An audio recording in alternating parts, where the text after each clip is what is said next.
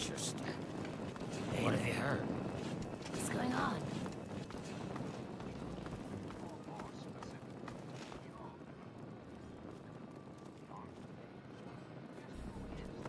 Hey, man, what's happening? Welcome, visitor. What are you staring at? You got something to say. We don't get a lot of that kind down here. Fucking terror. I haven't lost anything permanently to teach. Not yet. Hey. Another glorious day in this man's army. Hey. Of the Enclave. That is to say, I am the voice, heart, and soul of America. But only together. Together can we hope to reach our full potential. Oh. Hey, look at that. A human. With hair. Hey, you think we can do something about that? One America. Now. Yeah, man. That's what I do. I cut hair. I know you look around here and there ain't a lot of work to show off, right? These corpses only got half a head of the stuff, so I never get a chance to work on a full head. Come on, no charge. Enclave will be its salvation. Till we meet again, this is John Henry. I prefer stylist myself, but whatever works for you. Everyone has a gift, you know? I used to live in Rivet City. Folks there had enough money for me to do okay. But after I, changed, no one would let me touch them. I ended up here. Of course, a ghoul with a barbershop makes about as much sense as a screen door on a submarine, so... fuck it. I just took up Jet. At least it passes the time, you know? Well, yeah. So, what else do I have to do except get high? You think that I need to be sober to cut a ghoul's hair? Half the work is cutting the skin off. These guys don't care how they look anyway. They just humor me. I prefer... Remember, no charge. Got lots of stuff going down in post-apocalyptia these days. Hey, you. Yeah, you. I want to talk to you. What? Never seen a ghoul before. You want to hear a story about the wastes? Oh, why, hello there. Pleasure to meet you. I'm Quinn.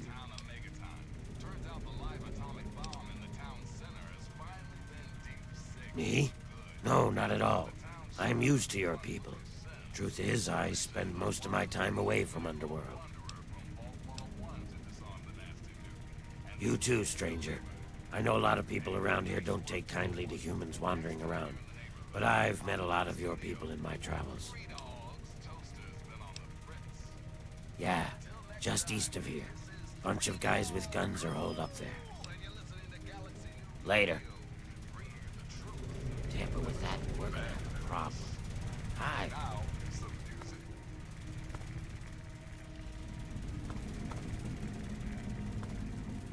You need something, hun? To tell you the truth, hun, I don't really know much about it. All I know is that it used to be some sort of exhibit. Something about hell or the afterlife or something. Tulip knows that sort of stuff. Not like anyone around here ever buys anything from that shop of hers. Just don't ask what it's made of. You humans seem to have weak stomachs.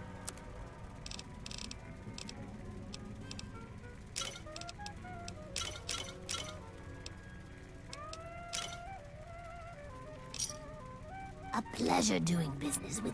You'll be back.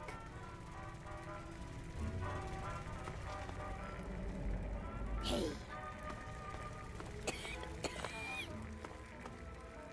Yeah, what is it? Oh. Oh my, someone new. I'm so sorry. You must think I'm terribly rude. Welcome. Welcome to Carol's place. I'm Carol. It's not much, I know, but it's mine. So if you need anything, just let me know. Greta will get you any food you want, and I handle the rooms.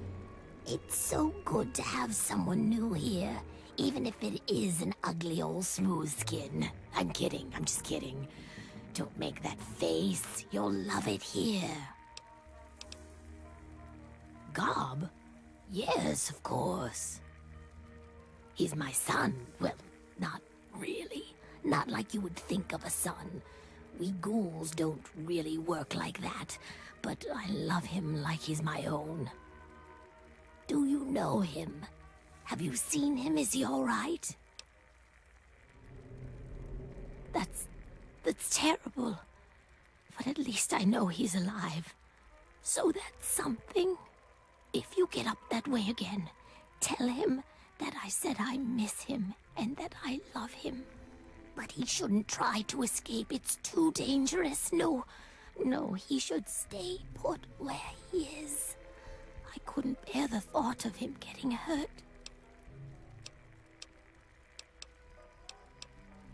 That's right. Her and I have been together for, about 60 years now. But things haven't really been the same since Gob left. He was like a son to me. I think Greta was always a little jealous of him. Oh, that's such a long story. You couldn't possibly want to hear about that. Well, okay. But it's nothing special. I was born in 2051, so yes, that makes me a pre-war ghoul. I do. I was in a shelter with my father when the bombs hit. In DC, we had the luxury of getting a warning after the West Coast was gone. I was just a little girl then. We couldn't afford a space in one of the vaults. I remember filing down into that shelter, my father rushing me in. He stopped to help this one family. And I looked up and called his name. There was a flash of light brighter than anything you can imagine. I woke up a few hours later. The first thing I did was run up to where my father had been. He was gone. But the strangest thing, there was his shadow, burned into the wall, so crisp and clear, like he was standing next to me. The heat had burned it into the concrete. The city was on fire for weeks, maybe months, I don't know. I hid down here in the museum. It was the closest building to the shelter I was in. But I could hear what was happening above. People howling like animals, chaos, looting, killing. It's like every foul thing inside of them came out. It was a nightmare. I don't want to talk about it. I don't know how it happens. Dr. Burroughs says it was radiation. All I know is that people kept showing up here in the museum. After things calmed down above ground, we tried to live down here as best we could. After a while, things got strange. My skin started to get dry and flake off. Everyone's did. It took a while. Months, maybe a year. But sooner or later, everyone ended up like this. Some of them went crazy. Some of us just accepted it. After a while, other ghouls would find their way in here, and Underworld just sort of grew. No one bothered us down here. We were happy enough to leave them alone. And once my Greta showed up, it was a good enough life for me. You tell the same story for 200 years, you'll feel pretty uninteresting too. I'd been here since we founded the town. Before that, well, life out in the wastes wasn't very pleasant for us. But so long as we stay down here, we can live our lives as people, not monsters. I think things are better this way for everyone. You're not bad for a human.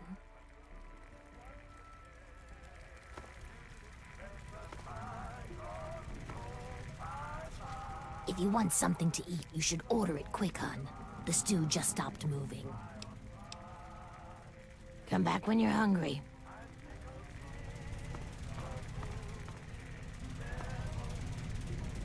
Yeah, what is it? Now, wanna going. Your president, John Henry.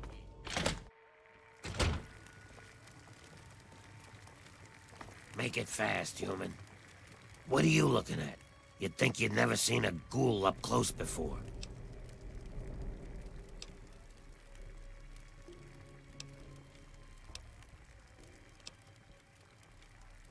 Huh.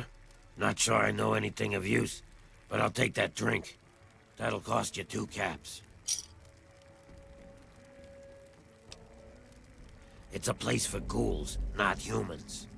We don't especially like humans. Bye. What now? You're starting to piss me off. Are you one of them ghoul haters?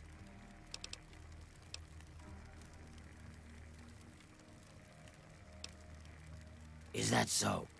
Even if I call you a milk-sucking, mutant-loving, water-stealing son of a whore?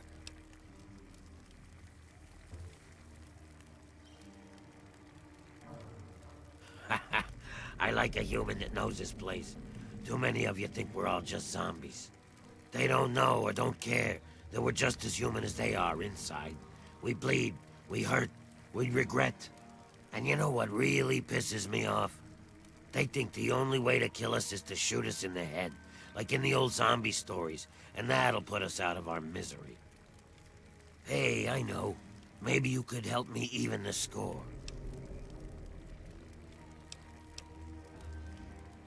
Not everyone is as sympathetic to ghouls as you are. In fact, some humans are downright bigots. They treat us like zombies, calling us brain eaters and shufflers. Well, I'm gonna make them pay. Before I get into the details, you don't have anything against killing, do you?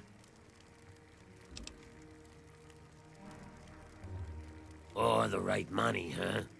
I've got this list of people. Ghoul bigots. Real scum. I've only got 4 guys left on the list. Started with 11. All of them hate ghouls and treat us like we're zombies.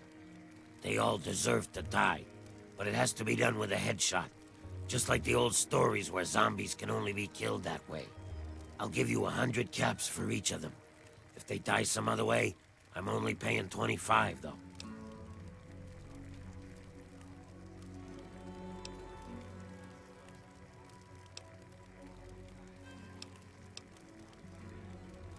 Excellent. Take this sniper rifle. You'll need it. Here's a list of the guys and their last known locations. Word will get around if Tenpenny's killed, but I'll need proof for the others. Bring me back something personal from each of them as proof. Like a key, a ring or something. It's a place for ghouls. Here, we're just people, not monsters. There are too many places where a ghoul can't get a fair shake.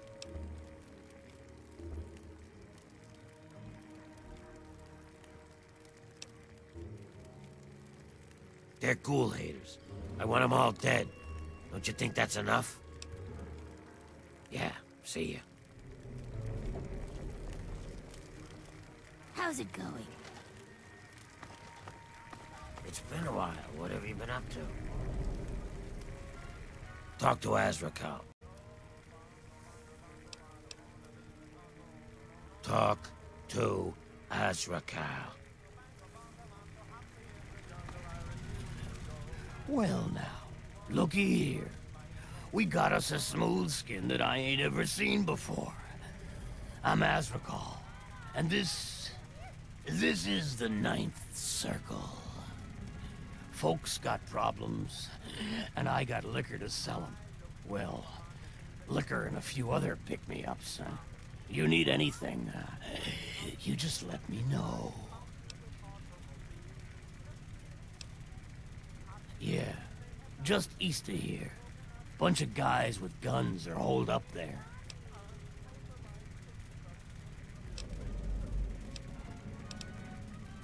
If I start telling tales about my customers, I'll lose all of them. Oh, what the hell. Crowley shows up here last year. He's a ghoul just like the rest of us. Now, all of a sudden, he's looking for payback against ghoul haters. Except I've met Dukov. He never insulted a ghoul in his life. Dukov's got the foulest mouth in the Wasteland. He's a drunk and a womanizer. But he's no bigot. Go ask him yourself.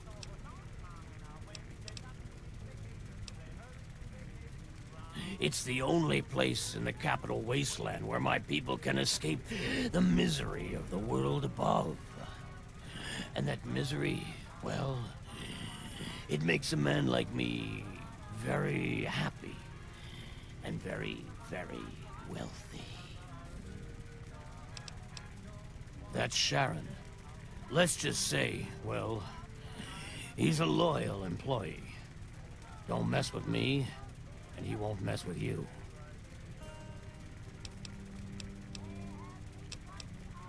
I hold his contract, which makes me his employer. He will do what I ask, when I ask, without question. You see, Sharon grew up around a very interesting group of individuals. Well, I guess you could say that they brainwashed him. He is absolutely loyal to whomever holds his contract.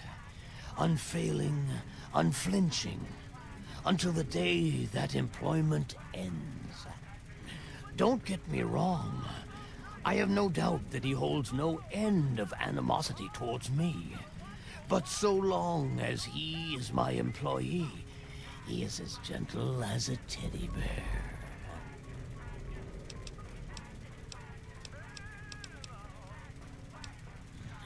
His company is rather refreshing, isn't it? But don't mistake his brevity for stupidity. That would be very unwise.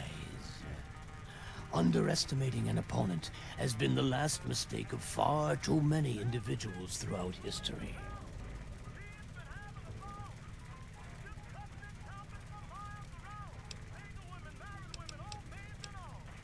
Watches over the bar, keeps the drunks in line. Pretty much, I point at something, and Sharon hurts it. He's the best thug a corrupt bartender could ever ask for. He never bothers me with his own annoying sense of morality. No, he is not. Sir, you insult me. I do not believe in slavery. It is an abomination. I am a firm believer in personal choice.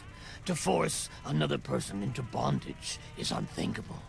Chains are earned, never forced. Sharon made some choices that landed him in my employ. The matters of our contract is between him and I, no one else. Very well. You ask too many questions as it is. There are no worries that can't be left behind with the help of a little alcohol. Hey, leave that radio alone. Breaking into there.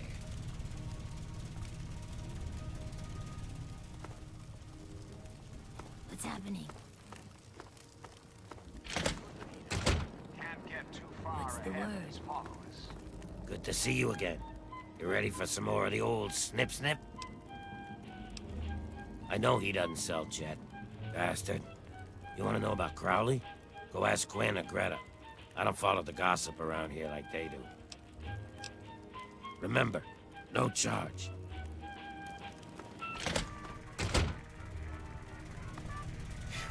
You smell that? Morning, hun. What will it be? He's an odd one. Why, just a few months ago, he decided he didn't like people calling us zombies. No ghoul likes to be called a zombie, but Crowley was going up to humans and almost daring them to do it. You humans have such weak stomachs. See, we're not so bad. Hey there. The back room renter? Oh, he's a swell guest. So polite, too. Never gets mad at anyone.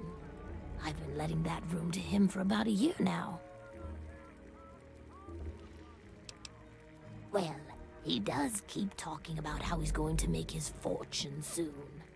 He says as soon as he finds some Wastelander to do his dirty work, he'll be set for life.